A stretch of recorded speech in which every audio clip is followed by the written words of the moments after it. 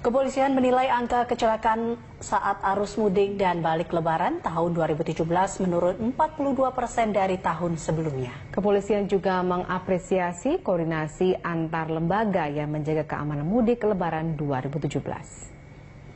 Kapolri Tito Karnavian menjelaskan koordinasi yang baik menurutnya angka kematian pengendara atau pemudik pada lebaran tahun 2017 dikarenakan adanya proyek jalan tol Brebes-Gringsin sepanjang 110 km serta 4 flyover yang berada di wilayah Brebes menuju selatan Jawa. Penambahan dermaga khusus pengendara motor di Pelabuhan Merak juga membantu pengurangan kepadatan kendaraan. Kapolri berharap tol-tol fungsional yang telah dibangun hingga Semarang dapat menjadi pengurai kepadatan kendaraan lainnya pada lebaran tahun depan. Jadi saya kira lebaran tahun depan saran kita agar tol fungsional yang sudah ada mudah-mudahan jadi sehingga bisa beroperasi penuh sampai dengan Semarang ya. Nah, ini akan melancarkan arus. Tapi di tengah jalan harus diperbanyak rest area dan pintu keluar untuk menguras bila terjadi kepadatan. Secara umum, ya, terlepas dari ada beberapa kepadatan, relatif lancar. Angka kecelakaan jauh menurun. Angka warga yang meninggal dunia juga dibanding tahun lalu jauh menurun. Sepertiga. Pihak kepolisian akan memberikan penghargaan kepada anggota yang membantu pemudik melahirkan. Selain itu, penghargaan juga diberikan kepada anggota yang berperan aktif membantu kelancaran mudik lebaran 2017. Brigadir 2 Lendra akan mendapatkan penghargaan saat peringatan Hari Bayangkara 10 Juli mendatang. Aksinya dalam membantu pemudik melahirkan di Jalan Tol Jakarta Cikampek, kilometer 82 dinilai sangat heroik. Selain itu, Kepala Korps Lalu Lintas Polri, Royke Lumowa, memberikan penghargaan kepada anggota bidang kedokteran dan kesehatan kepolisian Resort Karawang itu setelah operasi Ramadnia selesai.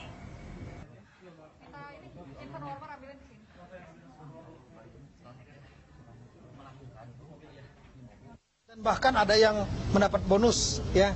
Ada beberapa anggota yang mereka dengan tulus ikhlas membantu masyarakat yang sakit. Ada yang melahirkan ibu-ibu pada tanggal 1 Juli, ya, dibawa ke rumah sakit dengan tulus. Kita berikan penghargaan dan saya kira nih kelahiran ini juga merupakan kado ulang tahun untuk Polri di Hari Bayangkara yang akan nanti upacaranya kita laksanakan tanggal 10 Juli.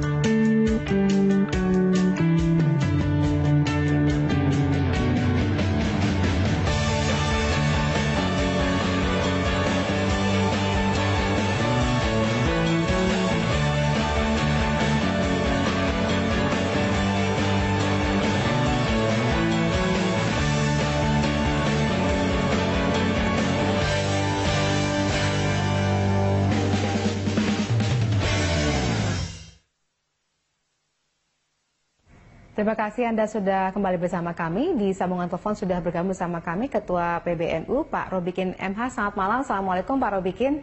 Waalaikumsalam warahmatullahi wabarakatuh, Mbak Dery. Ya baik Pak Robikin, apakah Anda ikut mengikuti pesan-pesan Obama dalam pidatonya hari Sabtu lalu?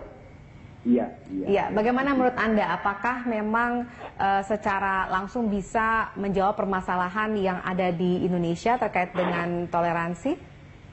Ya, sebelum itu saya sampaikan selamat malam untuk Bu Susi dan Pak Dino. Pertama bahwa memang apa yang disampaikan oleh Barack Obama itu mencerminkan realitas keislaman di Indonesia. Islam yang toleran, Islam yang sangat menghargai perbedaan, dan bahkan Islam yang punya komitmen untuk melindungi kelompok minoritas, apapun kelompok minoritas itu, apakah minoritas agama, suku, ras, dan seterusnya. Ini semuanya tidak terlepas dari dakwah Islam yang dikembangkan dan dilakukan secara konsisten oleh para wali songo, para penebar agama Islam pertama di tanah Jawa. Ya. Nah, karena Islamnya ramah, Islam yang dikembangkan itu begitu rupa menghargai kearifan lokal, menghargai adat istiadat serta budaya yang tidak bertentangan dengan syariat Islam, maka pada akhirnya kemudian Islam juga diterima oleh kelompok lain dengan baik. Nah itulah yang seharusnya juga terus dikembangkan, bukan kemudian Islam yang tidak mengenal adat istiadat lokal dan bahkan impor dari tempat lain yang seakan-akan budaya di daerah lain itu sendiri dianggap sebagai bagian dari ajaran agama. Jadi harus bisa dibedakan mana yang ajaran agama, mana yang tradisi, misalnya di Timur Tengah misalnya. Mana tradisi adat istiadat Timur Tengah dan mana sebetulnya yang Islam. Jangan dicampur adukkan. Ya, dalam pidatonya kemarin Obama beberapa kali juga menyebut atau mengandaikan Indonesia sebagai sebuah Muslim country, atau negara Muslim, negara Islam. Menurut Anda, tepatkah itu bisa digambarkan atau dikaitkan dengan Indonesia? Ya, kalau kemudian misalnya dilihat ya, jumlah penduduk di Indonesia yang berlatar belakang Islam tentu menjadi jumlah yang mayoritas. Tapi pertanyaan begini, bagaimana mungkin kalau toleransi itu tidak mencapai titik maksimum yang diberikan oleh para penganut agama Islam, kelompok-kelompok yang minoritas ini bisa beribadah secara damai, secara luasa. Nah, Indonesia memberikan contoh yang sangat nyata atas hal itu. Bahkan kelompok lain yang kemudian menjalankan keyakinan keagamaannya tidak jarang diberi jaminan keamanan bukan saja oleh negara, tetapi juga oleh organisasi-organisasi yang notabene beragama lain, berkeyakinan lain. Ini saya kira sesuatu yang sangat menarik. Tentu saja pemberian jaminan keamanan oleh kelompok agama dalam hal ini Bangsa Ansor misalnya seringkali ikut serta mengamankan lalu lintas dan seterusnya ketika Natalan. Itu sesuatu yang sangat bagus dalam konteks kita berbangsa, bernegara, bermasyarakat. Tapi tidak boleh itu dipandang sebagai mencampur adukkan keyakinan. Tentu teman-teman Ansor, teman-teman Bangsa juga kemudian tidak beralih agama, tidak beralih keyakinan tentang hal itu. Karena kita punya pedoman, sebagaimana Quran Tuhan mengatakan, lakum dinukum waliyadin, agamamu ya agamamu, agamaku ya agamaku. Tapi mari kita kemudian tetap menghargai di antara kita sebagai manusia, sebagai warga negara. Karena dalam konteks sebagai warga negara, kita punya kedudukan yang sama, kita punya jaminan keamanan yang sama, kita juga mendapatkan jaminan konstitusional yang sama, agar kemudian setiap warga negara. Iya, pesannya hampir sama ya Pak, dengan salah satu kutipan dari pidato Obama yang kemarin mengatakan, if you are so strong in your faith, you don't have to worry about others. Saya ke Pak Dino di Sudirman. Pak Dino, kalau Anda melihat sebenarnya dari pidato tersebut, apa yang bisa kita tangkap menjadi tantangan buat Indonesia secara global ke depannya?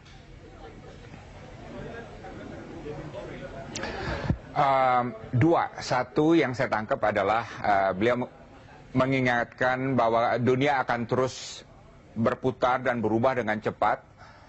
Dan kita harus tahu dunia itu 10 tahun ke depan akan berada di mana. Dan kita harus siap beradaptasi untuk menghadapi dunia yang akan berubah itu. Pak Obama merujuk pada beberapa kasus di mana negara yang gagal mengantisipasi dan gagal beradaptasi akhirnya akan merugi dalam 10-20 tahun ke depan. Dan karena itulah bangsa Indonesia yang sekarang sedang mujur dan berada dalam posisi yang bagus, kita benar-benar harus terus jeli membaca arah perubahan dunia dalam 10-20 tahun ke depan, kemana globalisasi akan mengarah dan wujud apa yang akan maju ke depan, dan kita harus bisa mengadaptasi dan menampilkan kebijakan-kebijakan baru terhadap perubahan itu. Dan kedua adalah mengenai pluralisme dan toleransi. Dia menyatakan bahwa jangan pernah take for granted kalau memang ada tanda-tanda intoleransi, tanda-tanda bahwa keterbukaan, demokrasi, kebebasan itu mulai terancam, maka rakyat atau individu harus bisa membela dan bersuara untuk pushback untuk pushback gejala-gejala ini gitu. Jadi saya kira dua hal itu yang disampaikan oleh Presiden Obama yang penting untuk dicatat ya. Baik, dengan adanya keberagaman di Indonesia dan juga mungkin dengan adanya diaspora Indonesia yang cukup banyak di berbagai negara, menurut Anda bagaimana kita bisa memanfaatkan kondisi ini untuk bisa menghadapi tantangan-tantangan yang disebutkan tadi? Saya melihat diaspora itu di luar itu sebagai cerminan dari kebinekaan kita yang ada di dalam. Jadi memang kita bineka di dalam negeri, tapi juga bineka di luar. Selama saya menjadi duta besar di Amerika Serikat, misalnya, saya bertemu dengan masyarakat Indonesia yang sangat beragam. Di LA misalnya ada sekitar 112 gereja, dan mereka menyuarakan toleransi. Di Washington DC ada Islamic Center yang dijalankan oleh orang Indonesia, dan mereka juga menjadi pelopor dari aksi interfaith atau toleransi di antaragama di Amerika Serikat. Di New York ada Samsi Ali, Ustadz Samsi Ali yang aktif sekali untuk mempelopori kerjasama antaragama dan melawan prejudice and bigotry di Amerika Serikat. Kemarin juga ada pejabat tinggi Vatikan yang ternyata orang Indonesia dari Flores, Romo Marcus Solo, yang juga bicara di konvensi, dan beliau tugasnya adalah untuk mempromosikan interfaith cooperation, kerjasama antaragama di Asia Pasifik. Jadi banyak diaspora yang berperan di lapangan di dunia internasional, dan mereka membawa kebinekaan dan toleransi yang menjadi bagian dari darah daging Indonesia. Dan saya sangat bangga tuh melihat hal-hal seperti itu. Baik, Pak Dino, tahan dulu. Saya ke Ibu Susi di studio. Ibu, kalau tadi kita lihat bahwa tantangan global itu saat ini mungkin banyak berputar di mungkin isu toleransi. Nah, kalau menurut Anda dari sisi hubungan internasional, apa yang bisa dilakukan oleh Indonesia misalnya untuk bisa membantu untuk menunjukkan bahwa isu ini bisa diselesaikan? Pak Dubes Dino udah benar bahwa kita harus antisipatif. Oke, antisipatif dalam arti selalu adaptif kepada perkembangan-perkembangan yang terjadi di seluruh dunia. Tapi yang lebih inti adalah adaptif dan dipraktekkan di dalam pendidikan. Konten pendidikan penting sekali, karena konten pendidikan itu menjadi landasan untuk orang berpikir secara waras. Ngerti nggak?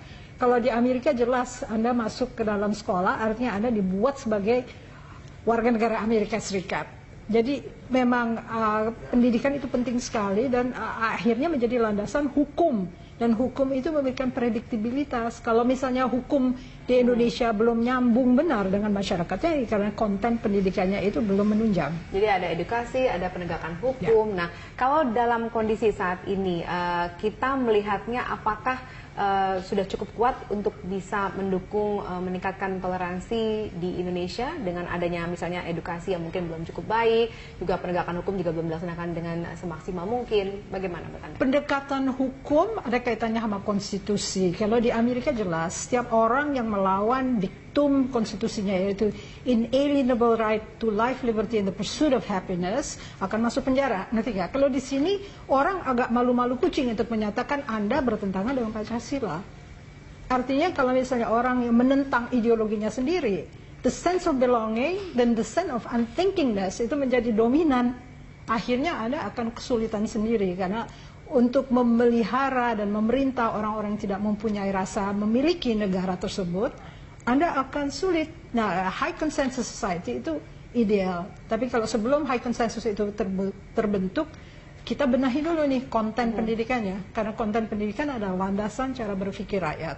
Oke, jadi itu dari sistemnya. Nah, bagaimana dengan flow of information yang sekarang sangat terbuka dengan adanya globalisasi? Internet lancar, internet cepat, internet tangguh.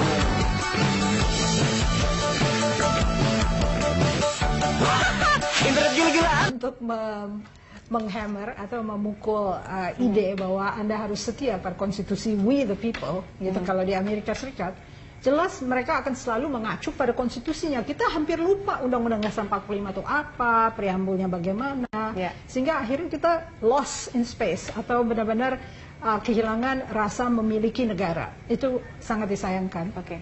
Baik, saya ke Pak Dino. Ini Pak Dino, kalau menurut Anda ke depan bagaimana kita bisa menanggulangi dengan misalnya kondisi di mana adanya kemajuan teknologi, kemudian juga flow information yang sangat bebas, sehingga itu paling tidak pasti akan mempengaruhi daya pikir ataupun jalan pikiran masyarakat kita. Menurut Anda ke depannya apa yang harus dilakukan oleh pemerintah untuk mengantisipasi hal ini? Kalau menurut saya yang paling penting adalah untuk menjaga agar corong publik itu harus dikuasai oleh orang-orang yang rasional, yang open-minded, yang moderat dan toleran. Kita sering kali melihat, termasuk di negara-negara barat, karena keterbukaan, karena demokrasi, karena social media, karena information technology, itu orang-orang yang minoritas itu bisa bergaung jauh lebih besar daripada angka kelompoknya atau jumlah kelompoknya gitu, right? Sehingga seakan-akan mereka menjadi seakan-akan mereka adalah mainstream, gitu. Padahal bukan gitu ya. Nah inilah makanya kita sering melihat orang-orang yang moderat itu lama-lama menjadi malas atau lengah gitu untuk membela nilai-nilai hidup bermasyarakat yang berlandaskan Pancasila atau toleransi, persatuan, moderasi dan lain sebagainya. Dan di tempat-tempat lain di mana kelompok inti atau kelompok menengah itu mulai lengah dan malas ya, untuk membela nilai-nilai tersebut, biasanya masyarakat itu akan mengalami kemerosotan gitu. Jadi menurut saya yang paling penting bagi kita adalah yang kelompok menengah, masyarakat mayoritas itu jangan sampai pernah take for granted nilai-nilai yang sudah berlaku lintas generasi, dan mereka harus selalu siap untuk membelanya, dan corong publiknya itu harus mereka selalu kuasai dan mereka isi gitu. Baik, Pak Dino Patijala, terima kasih sudah bergabung bersama kami hari ini. Selamat malam. Ya pemirsa, kami akan jeda sejenak. Kami akan kembali saja di berikut ini.